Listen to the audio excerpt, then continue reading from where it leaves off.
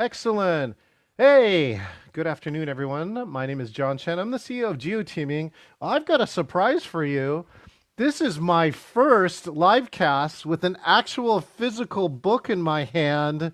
This is an early copy sent by the publisher that I opened 2 days ago.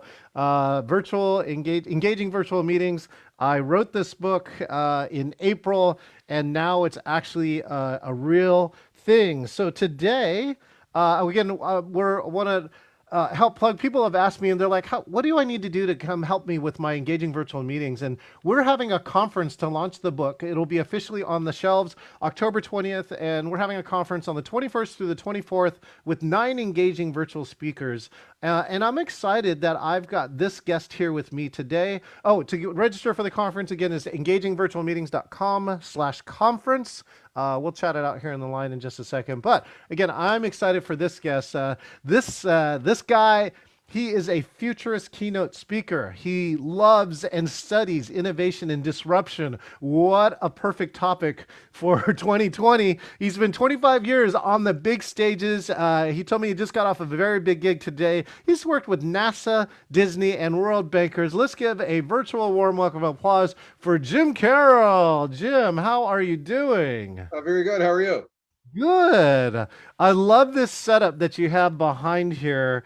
Um, and so Jim and I have been trading stuff online a little bit. We have some very good mutual friends, including our great friend Joan Eisenstadt. And but I've loved what I've been seeing from Jim because he's a futurist and he's seen the future, but even better than seeing the future is that he's doing the future. So for those of on the stream who don't know Jim Carroll, Jim, tell a little bit about yourself and what you do.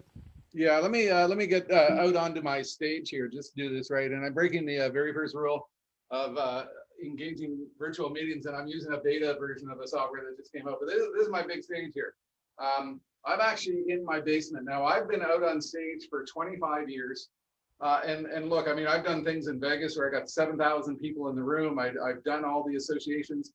A ton of corporate work. What happened over the last 15 years is a lot of Fortune 500 CEOs, they've had some big issue like manufacturing or self-driving cars or various things, and they would bring me in to open up a big leadership meeting in which they were spending a whack of money. So COVID hit, I had to reinvent and work really fast. So here's where I am right now. I'm hanging out down in my basement rather than this great big beautiful stage in Vegas, like I used to have.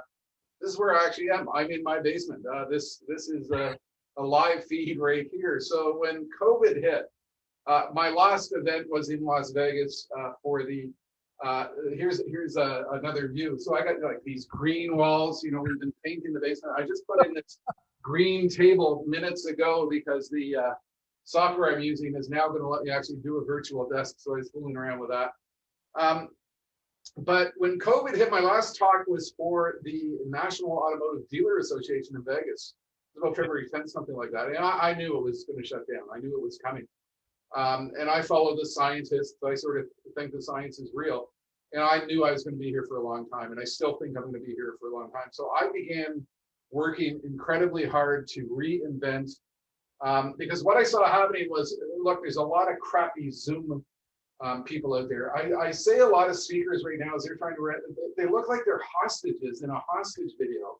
They're in front of a bookshelf and they're droning on the content, and people aren't going to pay attention to that. So I've been working on doing like multiple stage sets. You can see I've got video and video. I can layer text in. I've got the ability to walk around in my room and put context sensitive stuff. So I was just doing this talk for a big energy group. It was talking about the impact of COVID, how it's changed the future. So it's sort of like I took my keynote style Vegas type of stuff and brought it into my basement in this tiny little space. And you can see here I was talking about a national news program which was talking about how people were reinventing themselves. So I brought in what was happening with gyms and what was happening with retailers and what was happening with manufacturing. And you notice I still can't get the direction right. All the context sensitive video, and like this is virtual that works. I think the thing is people are going to get incredibly bored by a hostage video speaker who's doing some type of crappy thing. So right now I've got one, two, 3, 4, 5, 6, 7 computers down here. It's all Mac based. There's 5 lights. There's 4 cameras. And if I can get my phone working, I can actually um, pull it up as a camera source before we start talking and taking questions, John, Yeah. to give you a sort of a little behind the scenes tour of what it looks like.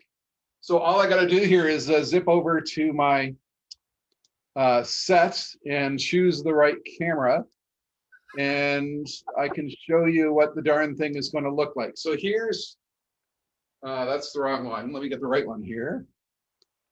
Jim, thank you so much for this behind the scenes tour, because the fact that you're, showing this behind the scenes of what you can display to people, but what it looks like in reality, I think it's Well, just a rare scene behind the curtain. So go ahead. this is my room. So this is the desk I put in moments ago. So, stage light, stage light. You'll notice there's a big screen TV. So that's my floor monitor. Above that is a old 2009 Mac.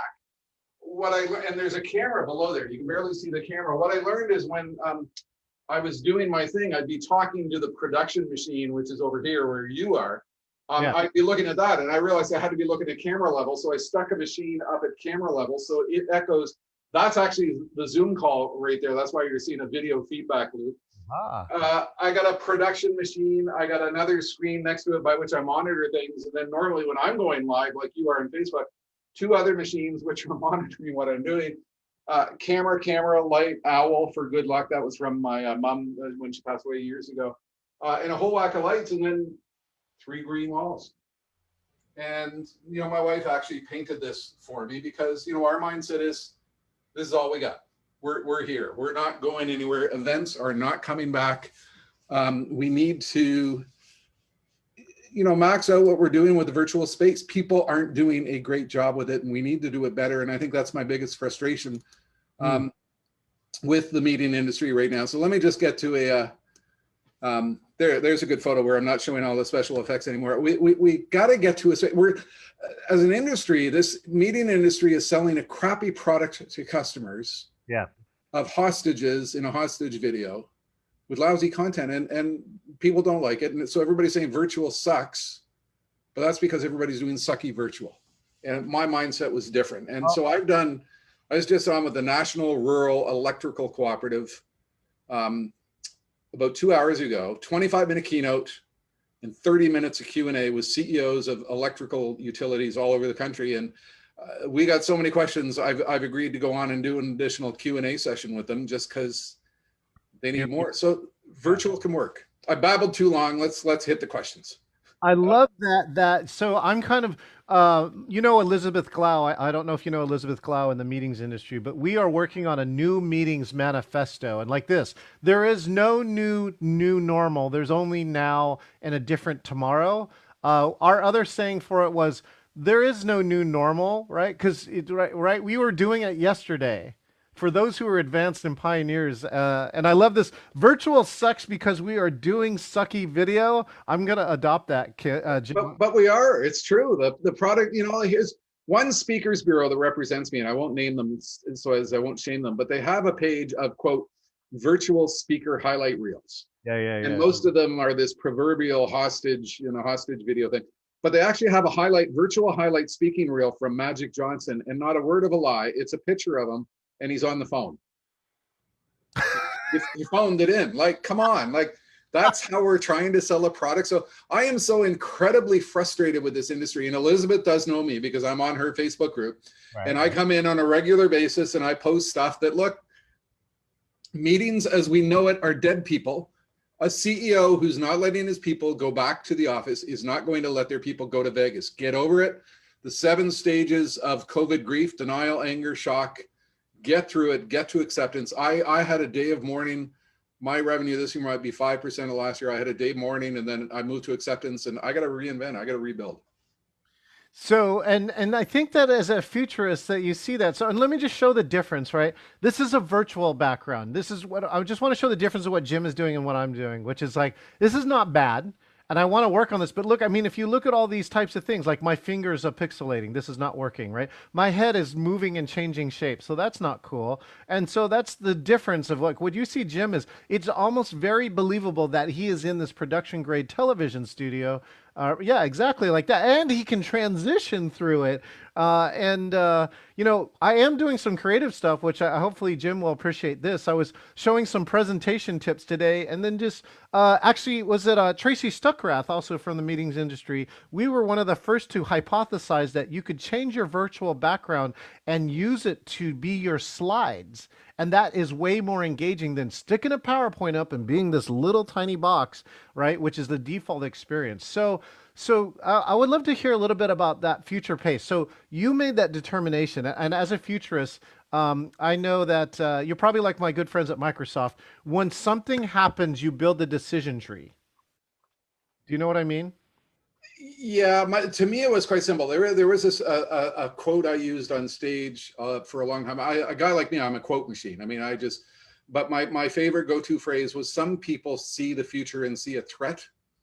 Innovators see the same future and see an opportunity. So the mindset in the meeting industry right now is everybody's looking at virtual and they're going, well, virtual sucks. Nobody likes virtual. We got to get back to live meetings. Yeah, ain't going to work like that.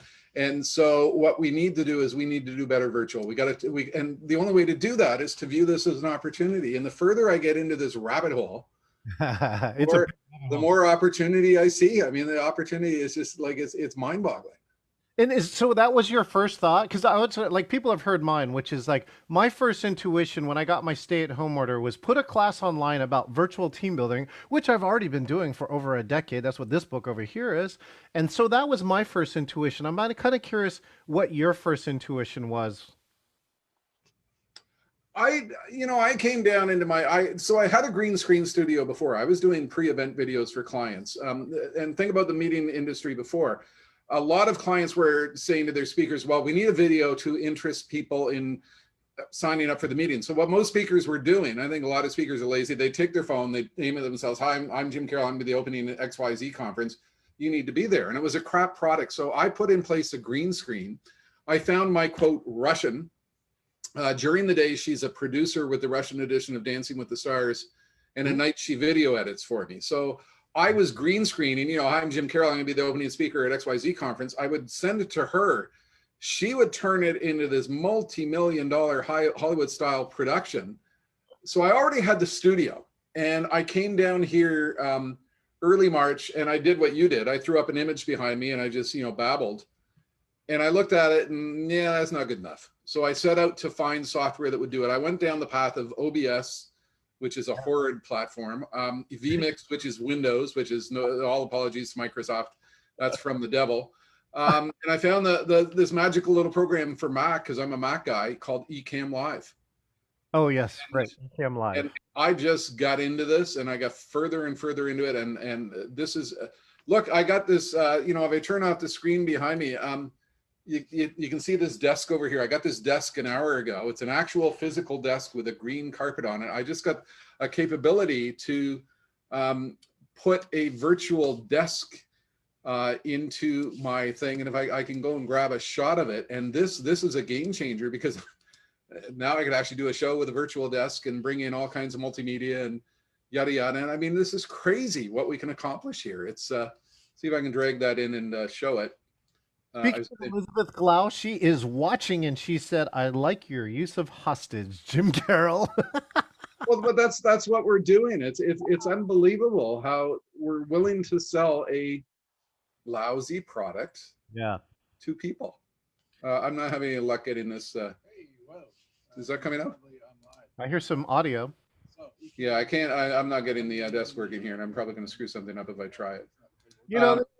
What you're getting to though, Jim, is like so people have heard me. If they haven't seen, I posted on my video too. Like I put a whole new setup, and this setup is literally hundreds of iterations since March. And I feel like you got the same thing going on, Jim. Like every day we sit around with an image and a mindset. And I already hear you too. You're thinking cinematically, right? That's really something I think that's really, really important.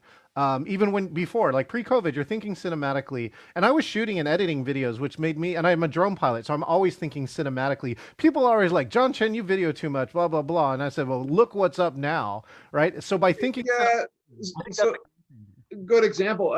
Meetings are TV. Meetings in this virtual world on TV. So I got a really good example, which is coming out next week, okay. because we have to innovate with the format. So Salesforce, there's a big global insurance conference called InsurTech, Hmm. massive global insurance conference. 10, 20,000 people go to it, obviously canceled.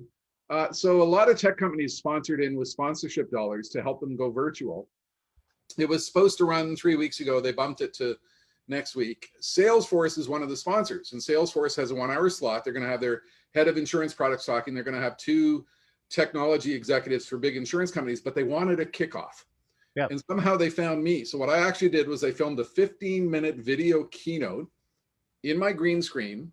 Yep. I sent it to my Russian, as I call her. I just love saying that. And she's turned it into this Oscar-worthy presentation of 15 minutes of this is like, even my wife watched it and said, wow.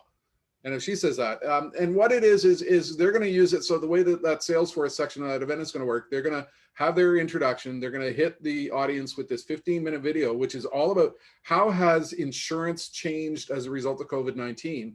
Yeah. And then they're going to have the two panelists come on, interspersed with Q&A. We have to change the format. We have to change the methodology. And I think a lot of what this virtual space about is virtual as television. And so we got to do production, TV production level values. So even here, so you're so funny. You said wow. So I just made a presentation program for a group. They're doing team presentations tomorrow, and I tried to give them some guidelines. And I made the acronym SHOW, right? SHOW, and the W stands for wow. And what I mean by that is every presentation has to have some wow to it. Like, look, these are lasers burning jeans, right? This is a bathroom that you hood electrostatic and it goes dark. And so that's what you need to think about. Here's a place where your meeting can be better, right? Because it's harder to do these things live, right? You need like a magician or you got to hire somebody. But here on video, if you have the time to make it on video, you can really make something a wow, right? It's not just they can be better, they have to be better. I mean, think of the viewer. Number one, they're on Zoom calls 8 hours a day. They're zoomed out. Yeah. Number two, their attention spans are gone. I mean, I'm only a mouse click away from going and buying my groceries online and checking an Amazon status. So we have to work really hard to keep their attention. And to do that, we've got to have content. We got to have multimedia. The other thing I'm doing with my online keynotes, I break it into, I love the Pink Floyd phrase, short, sharp shocks of insight, 7 or 8 minutes, and then Q&A and polls, and then 7 or 8 minutes of short, sharp shocks of insight, and then Q&A and polls. So we have to play with the format. And all I've seen so far with so many associations and groups is they're throwing this hostage video up who babbles for an hour, tries to squeeze a PowerPoint from the olden days. And yeah, I mean, the audience is throwing up. Yeah, and it's backed up by research, right? John Medina here in Seattle, who wrote Brain Rules, said that 10 minutes max. You got 10 minutes maximum, right before you've got to really change it up or interact with the audience. Yeah, you have a short period of time to do the things you need to do. And I don't think I have any magic formula, but I mean, I'm working hard. I've probably invested like 2,000 hours into this so far. Right. My wife is laughing at me because now when I'm surfing the web at night, I'm looking for stage sets around the world, and I'll find a stage set and I'll run downstairs and go, whoa, look at this one. And when I did this goofy thing for my sons moments ago, I had my desk and I was pretending I was a news reporter, but I actually had my laptop on a virtual desk, Yeah. some paper, Yeah. doing a breaking news report, threatening to them I'm going to become a weatherman. It's format, it's technology. I mean, and I think that's part of what is happening. This is technology is driving the pace of innovation in this industry. So let's get beyond this because number one is you're going to buy 10 minutes of engagement with this, right? Like I put captions on PowerPoint, which is a feature almost everybody has, but nobody used. And people are like looking at the captions going, oh my gosh, they're about 80 to 90% correct. So, but in the end, it's still this is, and the craft I believe that you've worked on for 25 years. What to you makes a meeting and specifically a virtual meeting engaging for you, Jim? Well, it's the delivery, but it's the content as well. I mean, I became known. Look, every speaker said we customize, which is almost a joke. But I mean, this conference I just spoke to in the future of energy. I'm a very heavy user of a tool called Dow Jones Factiva, Hmm. which is a massive online research database. It's like a LexisNexis. And for that particular event, I went and I grabbed like the last 1,000 articles that talked about how the energy, utility, electricity, automotive, battery industry has been impacted by COVID-19 and the pandemic.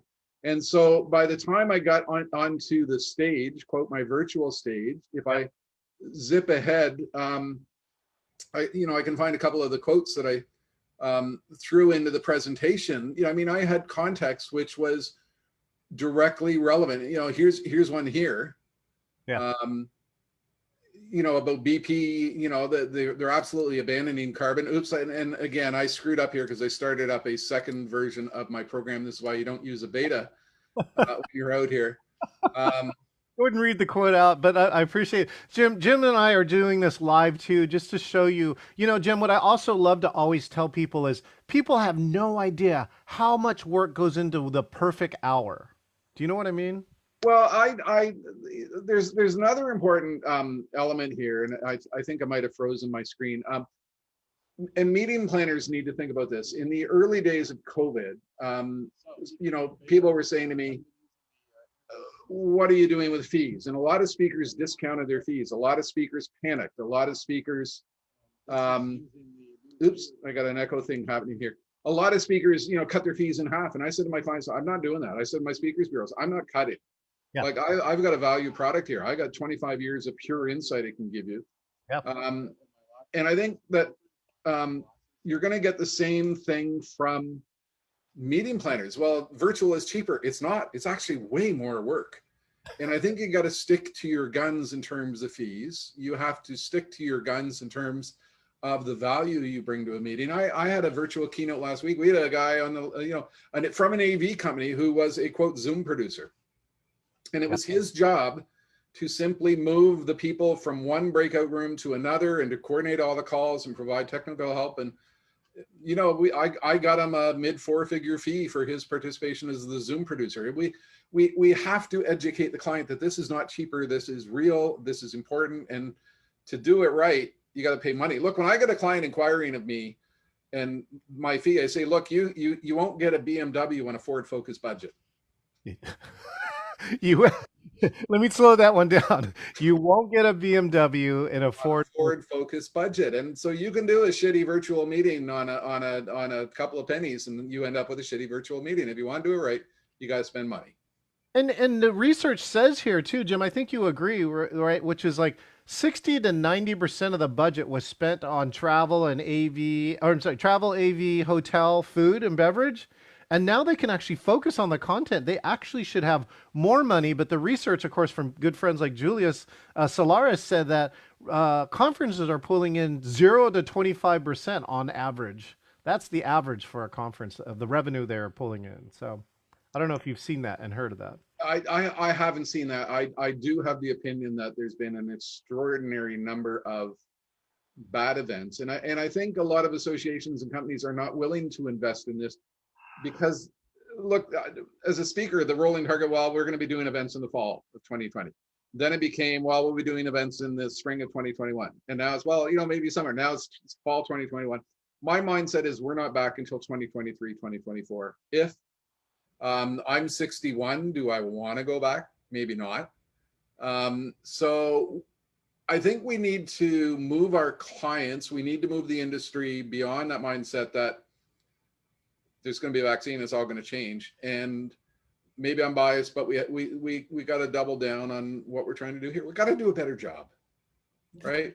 I love, yeah, that part will do a better job. Elizabeth too says if you want their attention, you need their participation, and I'm not sure that polls cut it. Less talking at people, more talking with people. If you're just delivering content, it could be a podcast or video. Oh my gosh, I say that all the time, which is like if you're not going to interact with the audience, send me a well-made video. Do not make a webinar and just talk to me and don't ask for my interaction. And so those are some commentary. And in my own backyard, Jim, you got to see it. The world is changing. Microsoft yesterday announced work from home forever.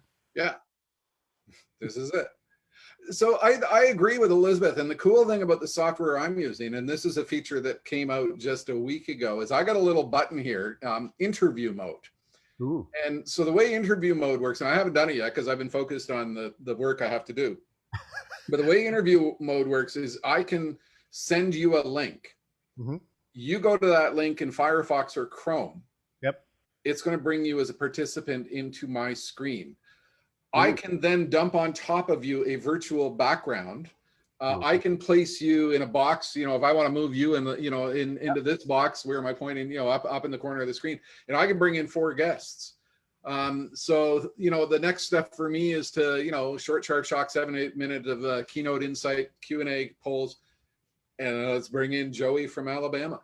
And you know, I think that's indicative of how the technology industry is coming to redefine this space. And you know, interview mode, wow, it's a game changer too. So I'm gonna have a desk and I'm gonna have interviews, and I'm like kid in a candy store. Yeah, I'm doing it the of course the quote unquote chief way, but as a Zoom producer, I'm using the tools that are available. Like the multi-pin spotlight is a bit of a game changer, so that you can really in large meetings control who you're seeing with whatever content.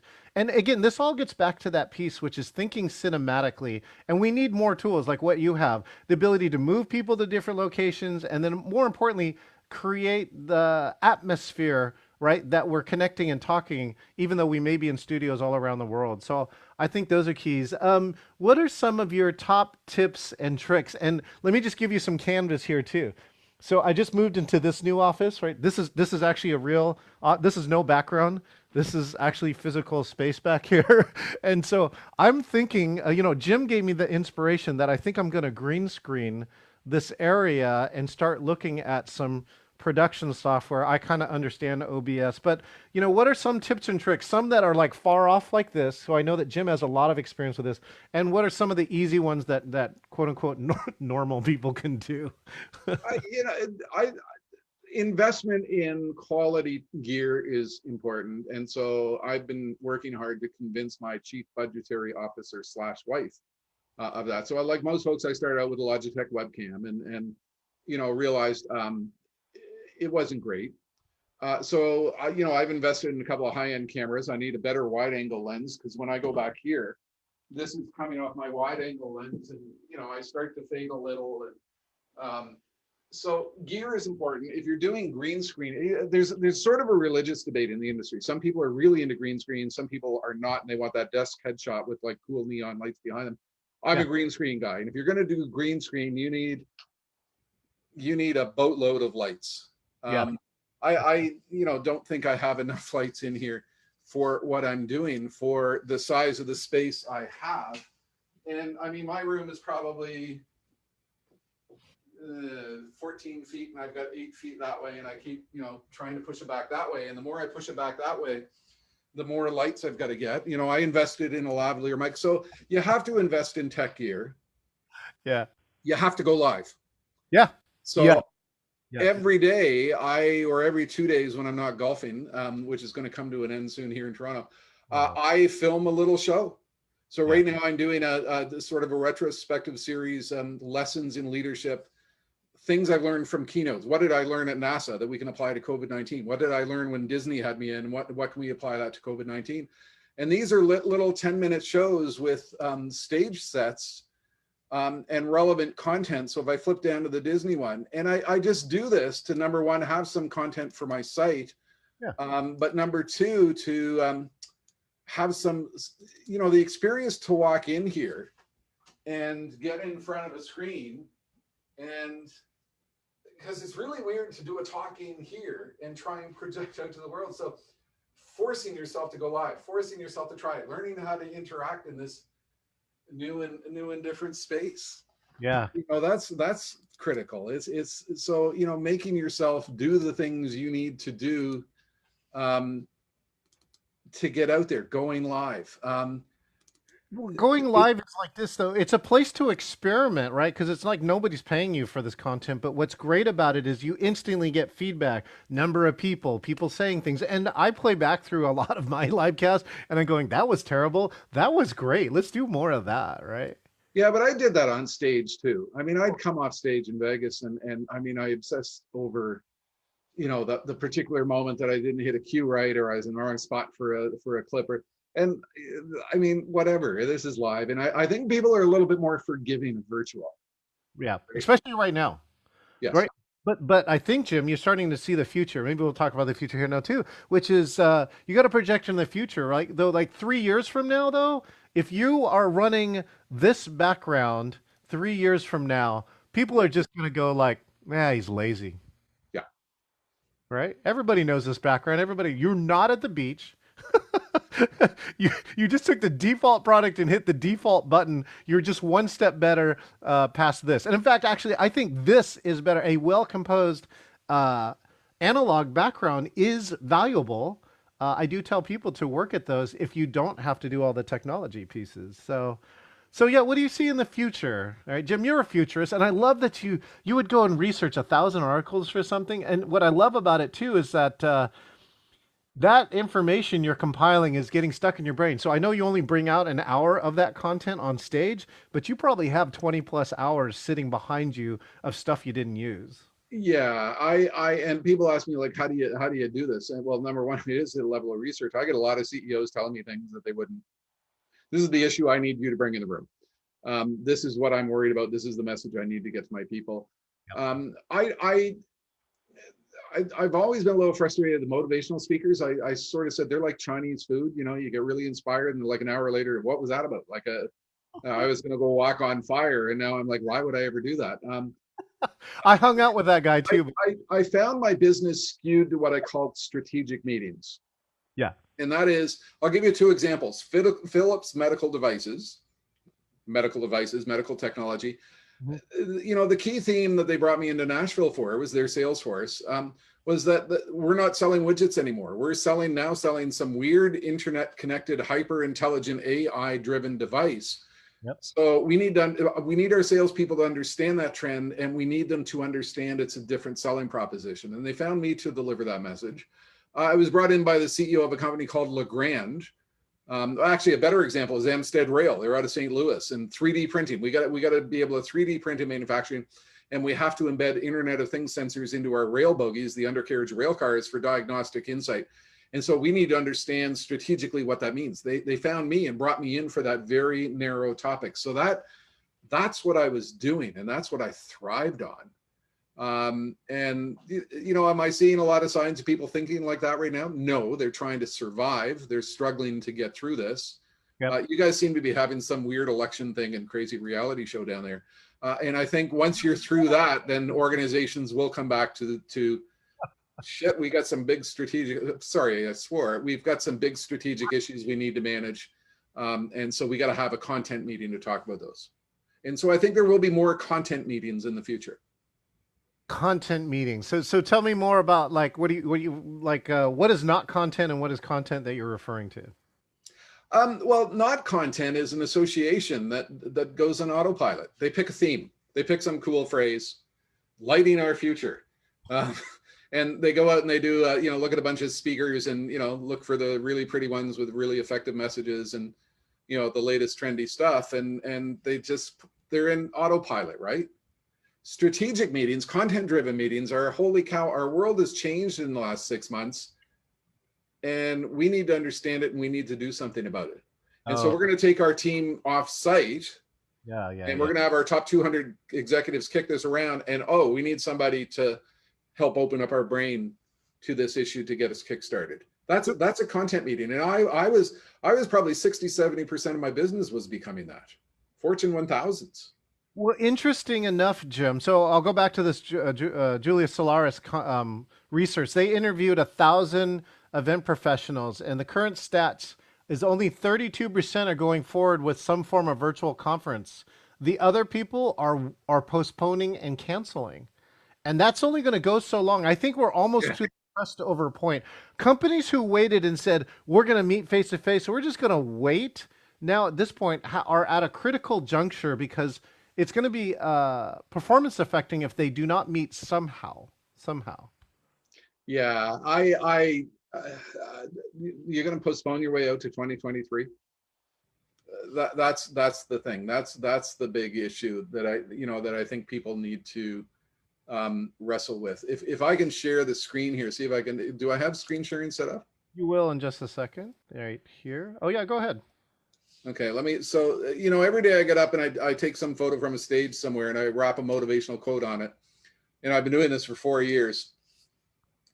And you're not getting the one I'm trying to share. Let me try that again. I got tickets. Try one more time here. I was sharing that. Here we go. This one. I don't know if you can see that, but I have this. It's not coming up. It's the reality TV slide, and it's a bunch of chickens watching a broiler in the oven. And I below it, I put. Let me put it this way: there's a pretty strong certainty that your impending failure is because you are in complete denial of reality, a captive to your delusions, a prisoner of your expectations, and a subscriber to the massively irrational and ridiculously illogical. I mean, that's a mouthful, but I think there's too many meeting planners who think we're going back, and we're not. Like, invest now and pivot. Like a lot of meeting planners, though, are getting their digital event strategy certifications and other cool stuff like that. That's the smart way. But even still, yeah, you definitely can't take this wait and wait pose because this event was so big. And so for like what helped me in my mindset, this is just for me, is that we projected 22, right? Just went far off, and like if it opens up any sooner than that, oh well, then it's going to be like gravy, icing on a cake. But what I really saw that I thought people were going to do was that you were going to get stay at home 1 month at a time, right?